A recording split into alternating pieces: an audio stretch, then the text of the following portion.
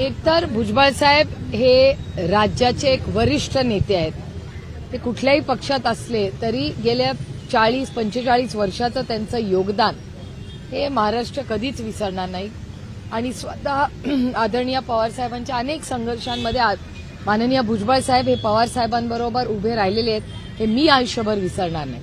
आणि त्यांच्यावर जेव्हा मोठा अन्याय झाला, मला अजूनही तो दिवस आठवतो जेव्हा त्यांना अटक झाली, मग हॉस्पिटलमध्ये चे दिवस असतील, कोर्टातले दिवस असतील, त्या काळात त्यांच्या कुटुंबाचे आणि मी त्यांच्या वेदना, त्यांनी केलेला संघर्ष हा फार जवळून पाहिलेला. अनेक वेळा मीही त्यांच्या कुटुंबाबरोबर कोर्टात गेले, हॉस्पिटलमध्ये असेल किंवा आर्थर रोड जेललाही मी भुजबळ साहेबांना भेटायला गेले होते. त्यामुळे फार संघर्षातून ते कुटुंब आजपर्यंत आलेले आहे. आणि नुसतं त्यांच्या लेकी सुना नाही, त्यांची नातवंडही फार दुःखातून ते कुटुंब गेलेलं आहे.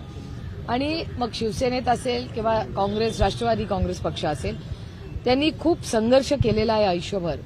आणि मला आठवतं की बेळगावचा जेव्हा जी लढाई होती तेव्हा ज्या पद्धतीने त्यांच्यावरही अन्याय झाला, त्यांना अटकही झाली, तेव्हा एक लढवय्या नेता म्हणून भुजबळ साहेबांकडे आपण सगळ्यांनीच देशांनी राज्यांनी पाहिलेलं आहे. त्यांनी अनेक वेळा अनेक राज्यांमध्ये जाऊन ही संघटना उभी केलेली आहे. त्यामुळे एक संघटनेतला मोठा नेता म्हणून आम्ही सगळेच भुजबळ साहेबांकडे बघतो. आणि राष्ट्रवादी काँग्रेस पक्ष एकत्र असताना भुजबळ साहेबांची जागा ही नेहमी आदरणीय पवार साहेबांच्या शेजारी असायची.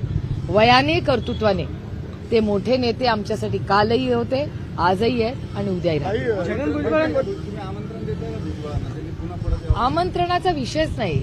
माझे भुजबळ साहेबांच्या कुटुंबाबरोबर जरी मध्ये काही राजकीय झाले असतील मतभेद, तरी माझे कौटुंबिक संबंध, मी भुजबळ कुटुंबाबरोबर मी कधीच बाय द वे कौटुंबिक संबंध कुणाच बरोबर तोडत नाही एक.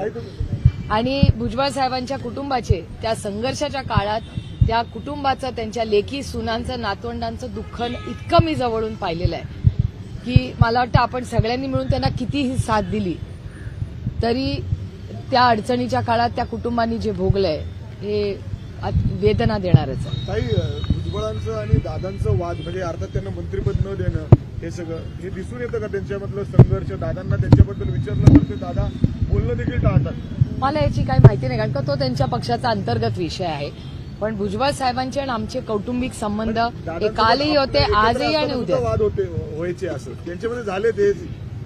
मी तुम्हाला एक सांगू, माझं पोट खूप मोठं आहे आणि सगळ्या गोष्टी पोटातल्या ओठात आणणं ही काही गरज नसते. आणि महिलांमध्ये ही वेगळी ताकद असते, सगळं बोलायचं नसतं.